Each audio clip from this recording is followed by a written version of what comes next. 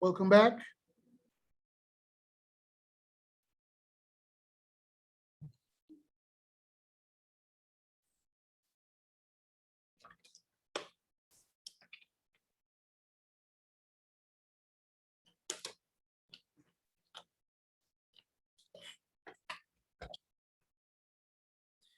This part of England history is very interesting because give me a moment. Because some scholars explain to us that the Vikings invaded English towns in a very frequent way. So it wasn't until the English or the Anglo-Saxon developed the knights and their armor, and also the cavalry, when they were able to defeat the Vikings and stop their raids. So it's very interesting that part of history. Okay, let's continue, guys.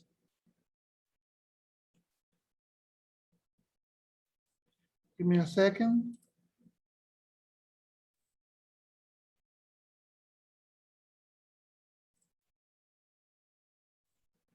Give me just 1 second.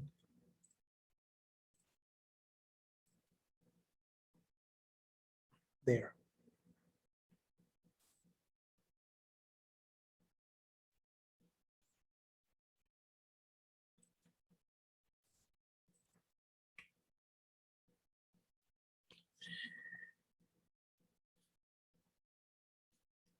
Okay, somebody that wants to help me to read this part of the presentation? Okay, between 400 and 600 AD, people from what is now known as modern day Germany, the Netherlands and Denmark, the Angles, the Saxons, and the Jews migrate to what is known as modern day Britain. These people were called the Anglo-Saxons, and the Anglo-Saxon period in Britain lasts from about 500 until 1100 AD. Thank you, Jose Luis. This is what you just told us, right? Somebody else? Old English was a language spoken until after the Norman conquest of 10.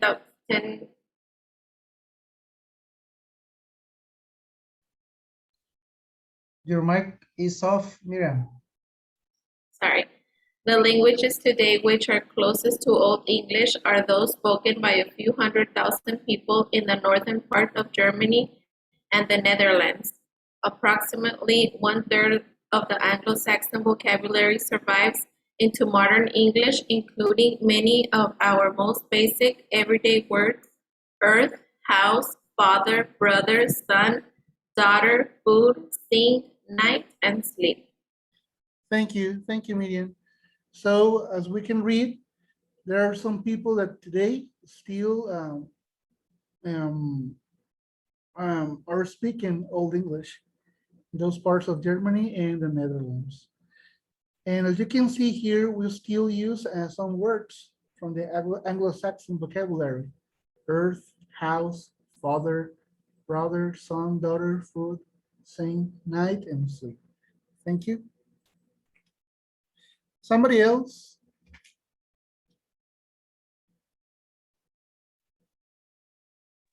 Me. Okay. In the 8th and 9th centuries, the people of Scandinavia, Denmark, Sweden, and Norway, who were known as the Vikings, began to invade Britain. Anglo-Saxons accounts, describe terrible Viking raids in which people were massacred, churches destroyed, and animals and precious objects stolen. By the end of the 870s, the Vikings occupied most of eastern England. Thank you. Somebody else, please. By 878, the Vikings had conquered all of England except Wessex.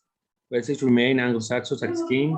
Alfred of Wessex defeated the Vikings in battle. Gradually, the areas of England under Vikings rule were reconquered by Alfred's descendants. Thank you, Joshua. Somebody else? The Anglo-Saxon period came to an end in 166 when Duke William of Normandy came to England and defeated Harold, the heir of Wessex, in the Battle of Hastings. Thank you, Gabby. This information was in your infography, right? Yes. Thank you. So some part of of England history or Anglo-Saxon history. Thank you. Now we're getting into the poetry, what is most important to us. Somebody else, please. The two types of poetry that were writing during this period were heroic poetry and Christian poetry. Only about 30,000 lines of poetry from the age have survived up to this time, and the epic poem Beowulf makes up a large portion of that. It originated as a pagan saga transmitted orally from one generation to the next.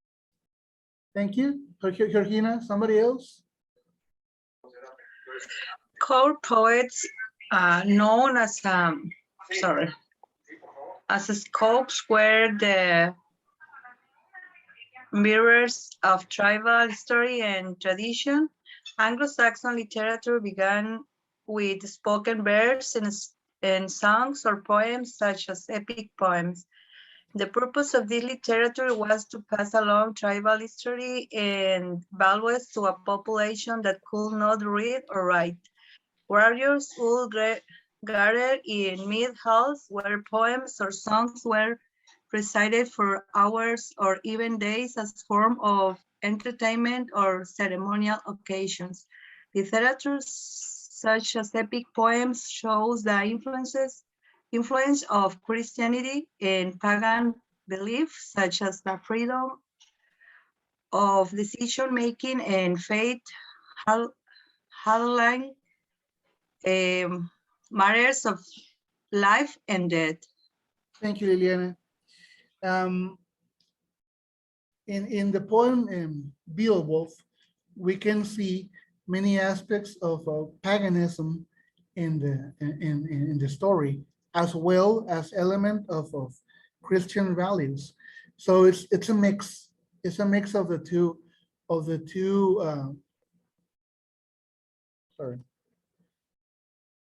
cultures. Now, as you can see here, this is a piece of Old English. Do you think that we can be able to read this or to understand this extract? No. Not really, right? I don't think so. We don't think so, Reyes. Let's try and listen to it.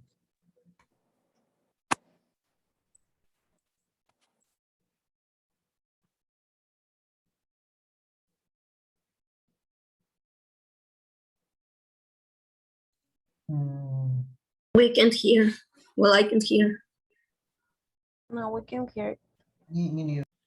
Are you able to hear it? Can you No. listen to it?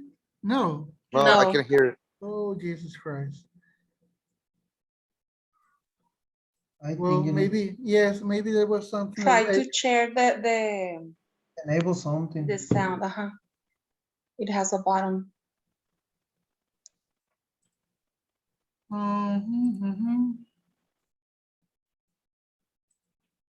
Enable sound.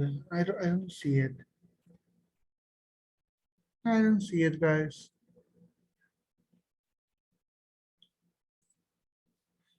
Oh, there. Hopefully it's going to work. Kann man nicht Shridan Shalugenja, Shaitan Swavel.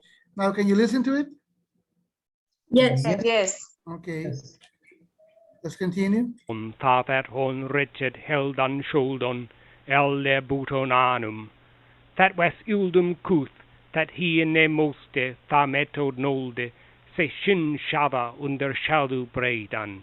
Aki Wetchende Radum Onandan, Bad Bullen Mode, Bout what you think is.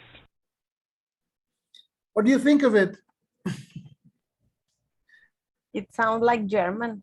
Yes, it sounds like German. Yes. Can you repeat it, teacher? Sorry, I Can you didn't repeat the understand. audio? I don't catch that, Aaron. Can you put the audio again, please? Okay, once again. Kuman wan renicht, Shridan Shalugenja, Shaitan Swavon, that hon Richard Heldan Sholdon, Elle Butonanum. That was Uldum Kuth, that he in ne moste, Thametod Nolde, Sesion Shava under Shalu Bredan.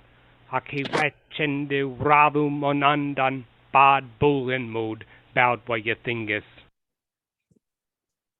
Heil Hitler. For me, it sounds like I don't know, like something evil, right? Yeah. Sounds like a German documentary. I was waiting for them to say at the end, "Hi Hitler." But by the way, teacher, what does he say? I don't know. I don't know. Right, I okay. just You don't have the translation. no, I don't have the translation. I just But found this and I wanted to share with you. Yes, have you ever had the opportunity to listen a video of Scottish people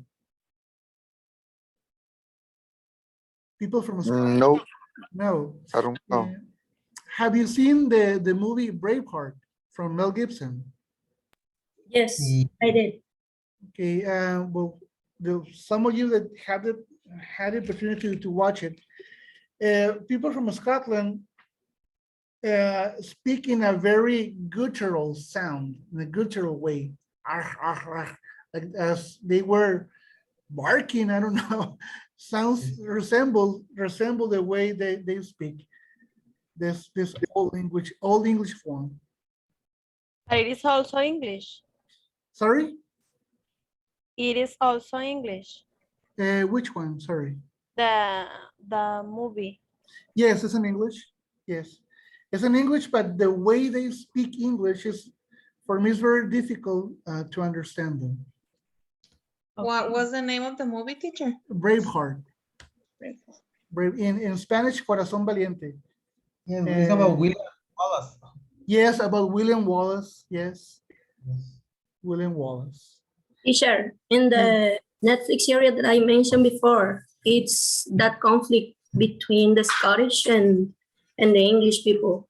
And Really? they also include words in Gaelic. That was the language of them. That's why they sound so neutral. Okay, very interesting. Thank you, Marisa. What is the name of the series? Sorry, Outlander. Yeah. Outlander. I watched it Write too. it down. It's a nice series. Outlander. Thank you. Thank you. Okay, let's continue.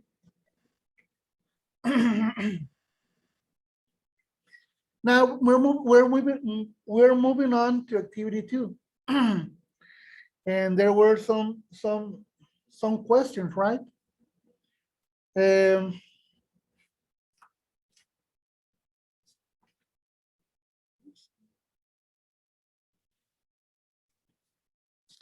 Please, somebody that wants to answer the first question. Which characteristics does Grendel have that make him particularly terrifying to the Danes?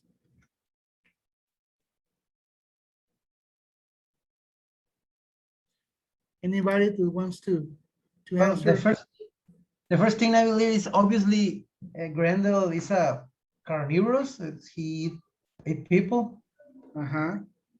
With his feast, he feasts on human flesh and drinks human blood, and he's incredibly strong also. He's smashing the people at the Herod Salon. Also, he can be very quiet and stealthy. He can sneak into Herod without being detected, so that's very careful of people that isn't detected. He was, So, sorry, he was also described as an impatient monster in the darkness. Exactly. And in one part of the poem at the beginning, the one that you read, it says that he comes from he's a descendant from Cain, the one that killed Abel in the Bible. At the beginning of the test. Yes, in the beginning, it right? mentions Yeah. that he was sent from God into the darkness, and so he wanted revenge. Exactly. Yes. At the beginning, there is a text like the Bible, the creation, and there you can see about Grendel and their parents. Exactly. Yes, and also he's a giant. He's a giant also. Okay, thank you guys. Somebody else that wants to answer question number 2. What impressions of Beowulf do you have after reading this part of the poem? Me, in my opinion, I think that he's very brave warrior, and he has a self-confidence with a great superhuman strength to be able to fight with that demon, or with that monster. Thank you, Sareli. I don't know how to call the bloody district thirsty demon. Thank you. Yes, whenever you have the chance of read or watch a video of this story, please do. It's very interesting. It's very interesting how it's written and how Beowulf, when he goes to help the Danes, it says he before killing Grendel, he has killed many different monsters. So once he goes to Herod, he's known as a monster slayer. Very If interesting. he feels sure to James, kill Grendel James. because he was killing another monster before. Exactly. I got a little confused with this text because first I watched the movie long before. Oh, the movie Beowulf. Yes, long before when I was, I don't have a knowledge that this poem even exists. So when I read the poem, I already have the idea of what the characters are, and that's a little difference between the movie and between the real poem. I don't like to see a movie before read the text or read a book because it's pretty different. Yes, you're right, but I didn't even know that the poem exists. So yes, it's very interesting to I like Angelina Jolie in the movie. So The series you can see Beowulf, but it's different. It's only one season. It's different. Really? Yeah. Oh, I didn't know that. Very low presupuesto. Very poor. Yeah. You can Low see. budget. Is it Yeah, long, yeah. the movie? Is it long? How much time does the movie? How many minutes? Yeah. I haven't watched it. I don't know, Azareli. Have you, Jose Luis? like an hour and a half, 2 hours, average time. Okay, thanks. And also, Joshua is telling us that also a series in Netflix. Joshua. Yep. What's the name, Joshua? Beowulf. Oh, Very interesting. Now, the next question. What? Sorry. Why do you, what do you think causes Grendel to attack human beings? Somebody else?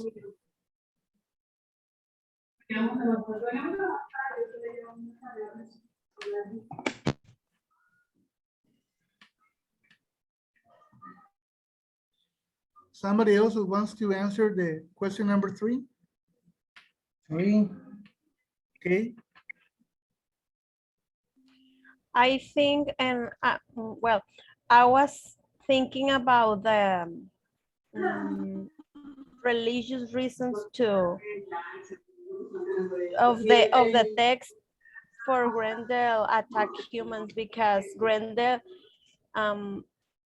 was a demon, and the people in the story was they believe in God. I mean, and my answer is possibly being a demon descendant from Cain. He is an enemy of humans who believe in God. Perhaps that is what causes him to kill, since apparently he has no reason to do so. Okay, Because, very interesting. yes, Grendel kill only by joy. For pleasure. Pleasure. Yes. I wrote almost the same thing because, as I mentioned before, he was exiled from God into the darkness. So I believe he was wanting revenge, and he only he enjoyed killing God's people. Very good. Thank you. Thank you. Yes, and some people believe that Grendel lives alone. He lives alone in a den. So he's jealous of people that are partying and having fun. So he doesn't want them to. He wants them to be as miserable as he is also. Yes, he has envy of the humans. Exactly. He has envy of humans. Very good. Very good. Yes, and some people state that also that he knows that the Danes are fearful of him. So that makes him feel powerful and special. So, well, very good. Thank you. Now we proceed to answer question number 4. What do you think Beowulf offers to help a tribe different from his own? He offers to fight Grendels because he owed Rogers a favor, because he helped his father. Okay, excellent. Very good. Very good. Yes. because he wasn't not afraid to death. Exactly. Dying. Yes. Beowulf has already faced all sorts of monsters and beasts, and he always considered it to be chosen by God. Exactly. Yes. Very good answers. Also Congratulations. that he wanted fame. He wanted them to know that he was a great warrior and considered as a hero. I believe his main attraction is glory. Beowulf is that hero that is no longer writing about a proud man who seeks glory and recognition also. Yes. He already had it from his tribe, so now he wanted to have it from another tribe. Yes. Very good. Very good.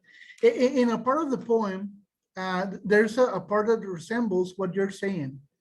That before he faces Grendel, he is in the mid hall partying and having fun with the Danes, and suddenly one person of the Danes says, "What makes you think that you can defeat Grendel if you were defeated by somebody else in a swimming contest. And Beowulf answers, yes, it's true. I was defeated by a person in a swimming contest, but that was because I was slowed down by the 10 monsters I had to kill in the way. So it resembles what you're saying, that he wanted fame, he wanted glory, and he wanted to be known in a different tribe than his own. Also, that it is true, he wanted to thank the king of the Danes because he previously had helped his father. Okay, very good, guys. You did your homework. Excellent. Now, as you can see in literature, Beowulf is an epic poem that falls into the category of epic poetry. Somebody that wants to help me reading this slide? An epic is a long narrative poem written in an elaborate style. It deals with heroes who got through risky adventures in order to save a nation or a race. This hero embodies the value of his society. Epic characteristics. The hero is a person of significant national or cosmic importance.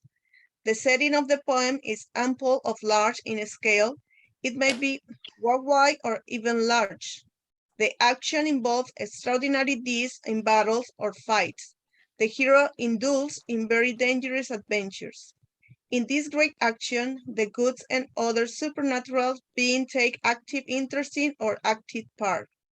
The epic is narrative in an elevated or ceremonial style, which is, of course, distinct from ordinary speech.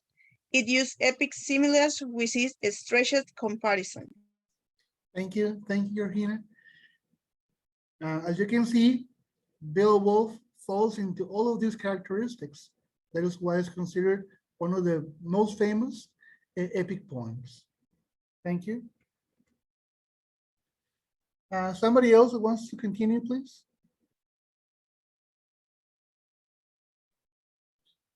We're talking about the characteristic of the hero now. Epic hero characteristics. Is significant and glorified. Is on a quest. Has superior or superhuman strength, intelligence, and or courage. Is ethical. Risks death for glory or for the greater good of society. Performs brave deeds. Is a strong, great, and responsible leader. Reflects the ideals of a particular society. Thank you, Gabby. And as you can see, Beowulf has all of these characteristics. And very important, the last one, reflects the ideals of a particular society. We can imagine how the society in that time, what values, what characteristics were important for them. A brave person, superhuman strength, that could do anything that he wanted. So we can see here how all those characteristics are applied to Beowulf. Now, we're going to get some insight about in the poem itself. What we know about the poem, what we don't know about it. So somebody else that can help us read what we do know about the poem Beowulf. Somebody else? Me. It starts where it says Beowulf? In what we do know below the image. What we do know. Beowulf is the oldest surviving English poem. It's written in Old English or Anglo-Saxon, which is the basis for the language we speak today. Some of the characters in the poem actually existed. The only copy of the manuscript was written sometimes around 11th century AD, in the hundreds. And what we don't know. Who wrote it? When exactly it was written? And how much exactly is based on historical truth? So why wasn't it written down in the first place?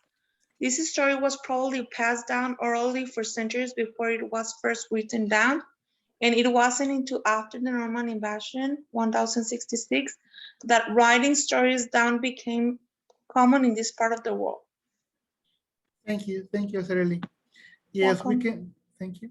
As you can see, Beowulf was passed down in an oral form because, as we know, written or writings were very expensive, beginning with the paper, with the ink, and also the people or the person that was qualified enough to write and read, because most of the people at that time were illiterate, that couldn't read, they couldn't write. So until many time has passed, 1066, that writings were more common. Thank you. Oh, this is very interesting information that I want to share with you.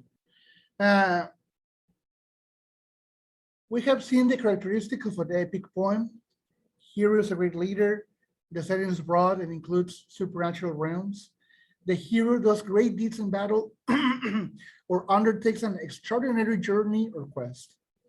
Now, somebody that helps me read the Old English Poetics, please. I'll read. Okay.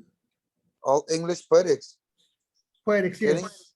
a metaphorical phrase used to replace a concrete noun, ready-made descriptive compound words that evoke vivid images. Kennings are formed by prepositional phrases, possessive phrases, and compound words. Thank you. And we have some examples of kennings. For instance, a giver of knowledge, mankind's enemy, sea path. For instance, I can think another one for instance, Almighty, the Almighty, the All Powerful. Do you think of another ones? It could be also in Spanish. For instance, a very common canon in Spanish nowadays is El Innombrable, for instance. So canons are very usual in every language. Thank you. Aaron, somebody else that wants to continue with alliteration, please?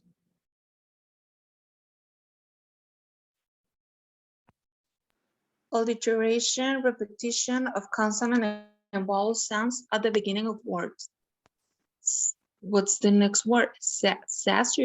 Caesura. A natural pause or break in the middle of the line of poetry enjoined by the use of repeated vowel or consonant sound. Thank you. And also Beowulf in its natural form had these characteristics. It had alliteration, because we have to remember, and also caesura, because we have to remember that this was originally an oral poem. So it asked to be played or sang or told, and that's the reason why it has been very popular for many centuries, because it has all these characteristics.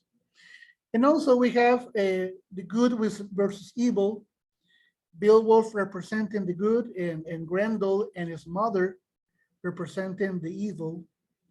Also has a Christian and pagan influences. At the end of the poem, whenever you have the chance to read it, at the end, Beowulf dies facing a dragon. And at the end, the dragon kills Beowulf, but also Beowulf kills the dragon. And the dragon is guarding a treasure, a big treasure. So at the end, Beowulf is buried with a lot of wealth. And here also the importance of the sea and sailing, because as you know, people from Denmark, people from Sweden, people from England, the Anglo-Saxons depend on sailing, on fishing for survival and also for commerce.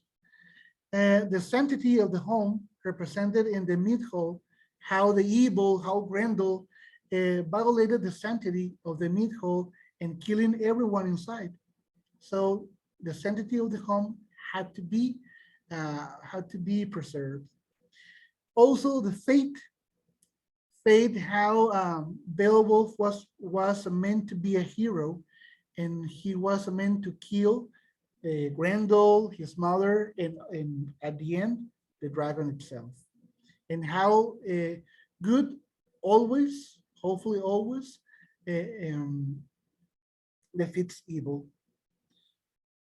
Loyalty and allegiance, at the end of the poem, only when Beowulf defeats the dragon, only one warrior stands by him. So Beowulf rewards his loyalty by naming him king. As we can see, heroism and heroic deeds. Those are the characteristics of epic poems or epic poetry. Now, please, somebody else that can help me to answer this first question. Describe what happens to Grendel when he raids Harroth and encounters Beowulf. What happens in this part of the poem? Do you remember?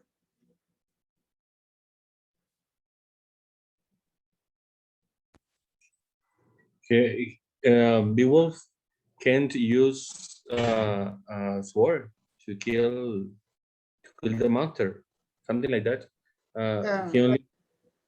He can fight only without sin armas, without weapons. Yeah, and he cuts the arm.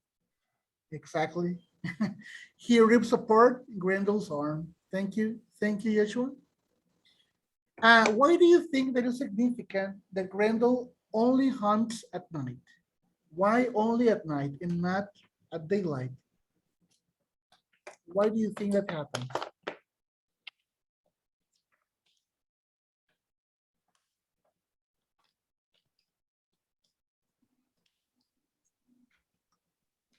He's not able to walk in the light of the sun, I think. Yes, it resembles the evil in him, right? Exactly. Thank you. And why does Beowulf refuse to use his weapons and armor to battle Grendel? Joshua mentioned something about this.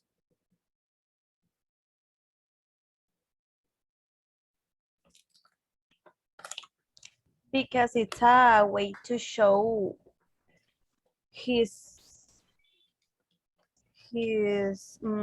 abilities and strengthen. I don't know. I think. Teacher. Yes. Forward when Beowulf killed Grendel's mother, her blood destroyed the sword, something like that. I don't know if Grendel's blood is similar. They can damage them with weapons, right? Yes, yes. Well, Beowulf refuses to use his weapons because at this time he doesn't know that his weapons are useless against Grendel and his mother. But he refuses to use weapons because Grendel doesn't use weapons. So he says, since Grendel doesn't use weapons, in the same conditions. Exactly, to battle in the same conditions. Now, the next question. What symbolism do you see in the uselessness of human-made weapons against Grendel? Teacher, there is less than 1 minute. Yes, sorry, yes, thank you. So just this last question.